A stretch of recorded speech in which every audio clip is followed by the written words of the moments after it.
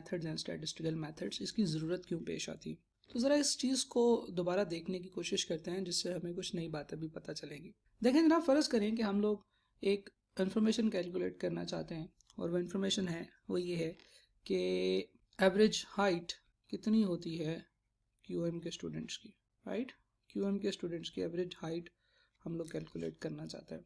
तो हमें क्या करना चाहिए कि सबसे आइडियल तो ये है कि QM के जितने भी स्टूडेंट्स हैं, इन तमाम स्टूडेंट्स की, चाहे वो जिस मर्जी जगह पे पढ़ रहे हैं, पाकिस्तान में हैं या पाकिस्तान से बाहर पढ़ रहे हैं, ऑनलाइन पढ़ रहे हैं या फिज़िकल क्लासेस में पढ़ रहे हैं, इन तमाम बच्चों की हाइट को कैलकुलेट किया जाए, उनको ऐड किया जाए और नंबर ऑफ़ स्टूडेंट्स से डिवाइड कर दिया जाए तो हमारे पास एक अर्थमेटिक एवरेज आ जाएगी। तो इसका ये मतलब है कि ये जो चीज़ हम कैलकुलेट करना चाह रहे हैं ये एक पॉपुलेशन से रिलेटेड है, और वो पॉपुलेशन क्या है, QM के स्टूडेंट्स। इस पॉपुलेशन के बारे में अगर कोई प्रॉपर्टी हम लोग कैलकुलेट करना चाहते हैं तो उसे पॉपुलेशन का एट्रीब्यूट कहते हैं, राइट। और पॉपुलेशन के एट्रीब्यूट को जो भी हम कैलकुलेट करना चाहते हैं उसको हम पॉपुलेशन का पैरामीटर भी कहते हैं, राइट। हम जो पॉपुलेशन के बारे में इंफॉर्मेशन कैलकुलेट करना चाहते हैं वो है जी एवरेज हाइट। ओके, सबसे पहले जो इन्फॉर्मेशन है वो ये है कि जी पॉपुलेशन का जो टोटल साइज है ये हमारे लिए रेलिवेंट है। पॉपुलेशन के टोटल साइज को कैपिटल N से रिप्रेजेंट किया जाता है। अब कैपिटलाइजेशन इंपॉर्टेंट होगी। इस पॉपुलेशन की अगर एवरेज की कैलकुलेशन करेंगे तो एवरेज का पता है आपको फॉर्मूला क्या होता है जी, summation x over capital N, right. कि तमाम लोगों को ऐड करेंगे, n पे डिवाइड कर देंगे, तो this is a parameter, this is also a parameter. ये प्रॉपर्टी है इस पॉपुलेशन की, टोटल साइज भी एक प्रॉपर्टी है, एवरेज भी एक प्रॉपर्टी है। इसी तरह की एक दो और प्रॉपर्टीज़ की हम लोग एग्जांपल ले लेते हैं। हमारे पास है जी standard deviation. Standard deviation, population की जो स्टैंडर्ड डेविएशन है याद कर लीजिए कि उसे हम सिग्मा से रिप्रेजेंट करते हैं, और उसका फार्मूला क्या होगा जी, summation x square over n minus summation x capital over capital N, sorry यहाँ पे भी कैपिटल N आएगा, इसका होल स्क्वायर और फिर इसका स्क्वायर रूट। सिमिलरली पॉपुलेशन का एक और एट्रीब्यूट होता है जिसे हम लोग वेरिएंस कह सकते हैं। पॉपुलेशन के वेरिएंस को हम लोग सिग्मा स्क्वायर से रिप्रेजेंट करते हैं, और ये यही फार्मूला होता है without square root sign, summation x square over capital N minus summation x over capital N whole square, right. तो ये तमाम एट्रीब्यूट्स एक्चुअली हम लोग कैलकुलेट करना चाह रहे होते हैं। तो जब हम ये एट्रीब्यूट्स कैलकुलेट करना चाह रहे होते हैं तो हमें क्या चाहिए, फ़र्ज़ करें कि हम लोग ये कहते हैं कि जी इस वक्त टोटल पाकिस्तान में 10,000 लोग QM पढ़ रहे हैं।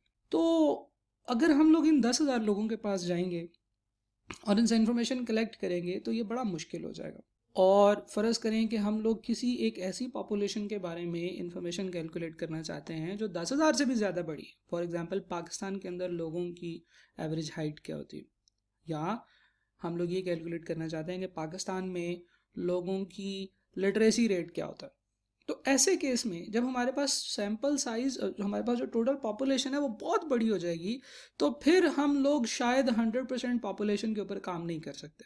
तो स्टैट यहाँ पे हमारी हेल्प करने को आता है। स्टैट ये कहता है कि भाई साहब टेंशन लेने की ज़रूरत नहीं है, आप ऐसे करें, आप पॉपुलेशन में से निकालें एक सैम्पल, राइट, और इस सैंपल के बारे में वही एट्रीब्यूट जो आप पॉपुलेशन का कैलकुलेट करना चाहते हो वो कर लो। तो सैंपल के उस एट्रीब्यूट को कैलकुलेट कर लो। एट्रीब्यूट को सैंपल के केस में स्टैटिस्टिक्स भी कहते हैं, राइट। फॉर एग्जांपल अगर आपका पॉपुलेशन का एट्रीब्यूट है n 10,000 का, तो आप सैंपल साइज ले लो जिसको हम स्मॉल n से रिप्रेजेंट करते हैं। आप 50 लोगों का सैंपल साइज ले लो। अब 50 लोग तो एसेसिबल हैं ना, या 50 लोगों के ऊपर काम करना तो आसान है। अच्छा, दूसरी चीज़ उन्होंने ये भी कहा कि जनाब अगर आप एवरेज कैलकुलेट कर रहे हो तो आप यहाँ पे भी एवरेज कैलकुलेट कर लो, summation x over small n will be your answer. और फिर आपको याद होगा कि हम लोगों ने जब बेसिक स्टैट्स पढ़ी थी तो उसमें बहुत सारे फार्मूले पढ़े थे, arithmetic mean, geometric mean, harmonic mean, median, mod, इस तरह की जो चीज़ें थी। तो वो जो सारी की सारी चीज़ें थी जो हमने बेसिक स्टैट्स में पढ़ी थी वो सारी की सारी आप यहाँ पे अप्लाई करते हो। तो in reality, in real life stats हमें ये कहता है कि पॉपुलेशन के ऊपर काम नहीं करना, सैंपल निकाल लो और सैंपल के ऊपर काम करो। इसी तरह से सैंपल की स्टैंडर्ड डेविएशन भी होती है जिसको हम SD से रिप्रेजेंट करते हैं। सैंपल का वेरिएंस भी होता है जिसे VAR से रिप्रेजेंट किया जाता है। तो स्टैट्स ने हमें ये कहा कि भाई साहब आप ऐसे करें कि एक सैंपल निकाल लें और उस सैंपल का जो आंसर आएगा वही आंसर आपकी पॉपुलेशन का होगा, राइट।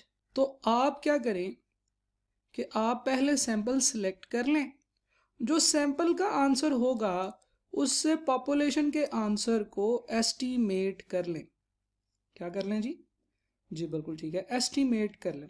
तो जब आप ये एस्टिमेशन करेंगे तो वो आंसर भी मिलता जुलता होगा पॉपुलेशन की एवरेज के इक्वल, पॉपुलेशन की स्टैंडर्ड डेविएशन के इक्वल, या वेरिएंस के ऊपर, या अर्थमेटिक मीन, या हार्मोनिक मीन, या जो भी।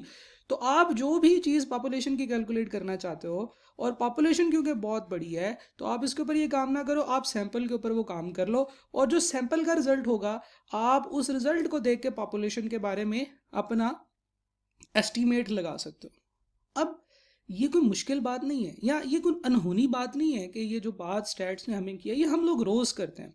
फॉर एग्जांपल मैं आपको एग्जांपल देता हूँ आपकी मदर ने आपको कहा कि जाओ दुकान पे जाओ और जाके लेके आओ मैच स्टिक की बॉक्स, यानी कि माचिस लेके आओ क्योंकि चूल्हा जलाना है और चाय बनानी है। अच्छा, आपकी मदर ने आपको कहा कि जी जो मैच स्टिक है आपको चाहिए कि वो जो है ना वो सही होनी चाहिए, वो ख़राब ना हो, ठीक है, क्योंकि आजकल ज़रा सर्दियाँ हैं तो सर्दियों में अक्सर मैच स्टिक जो होती हैं वो चलती नहीं है।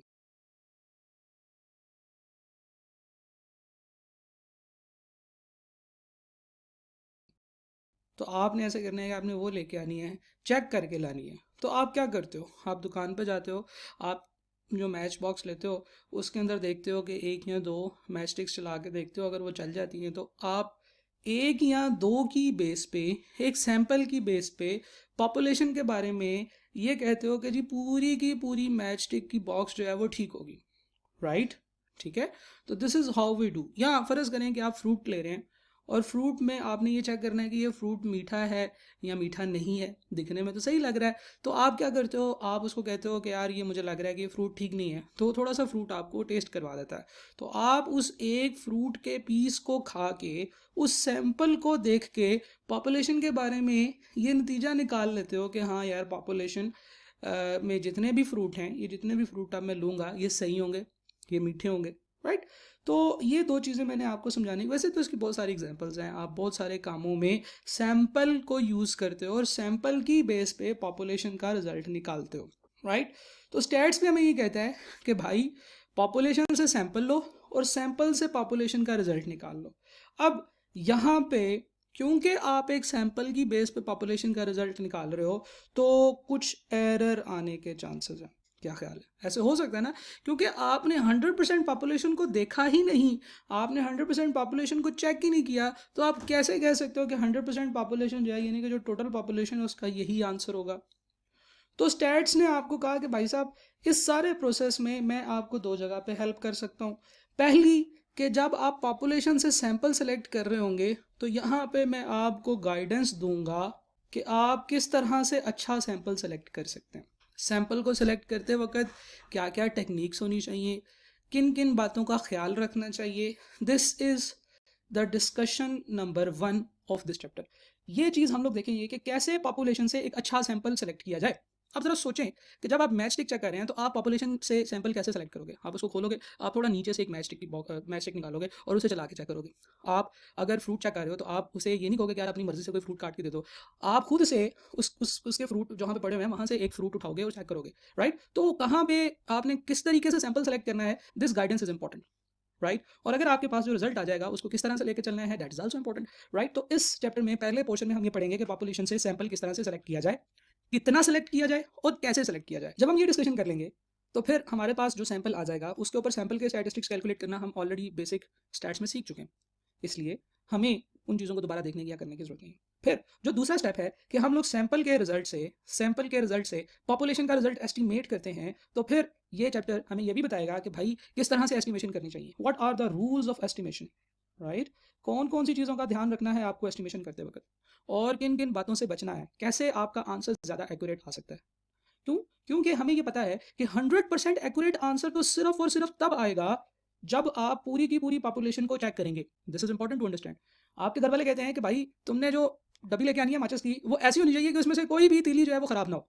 तो फिर आप क्या करोगे? आप सारी तीलियां चला के चेक करोगे। तो जब आप सारी तीलियां चला के चेक करोगे तो फिर वो तो काम खराब हो जाएगा, तीली को बचेगी नहीं। लेकिन आप 100% श्योर हो गए हो कि हाँ यार, इस मैच बॉक्स में जितनी भी मैच स्टिक्स थी वो सारी की सारी ठीक है, right? This doesn't make sense. मतलब ये एक रिडिकुलस ही बात लगती है कि आपने टोटल पॉपुलेशन को ही चेक करना है। कभी कभार ऐसे भी होता है कि टोटल पॉपुलेशन चेक करने से वो पॉपुलेशन वैसे ही कंज्यूम हो जाती है। तो फिर हम लोगों ने सैंपल को सेलेक्ट करना है।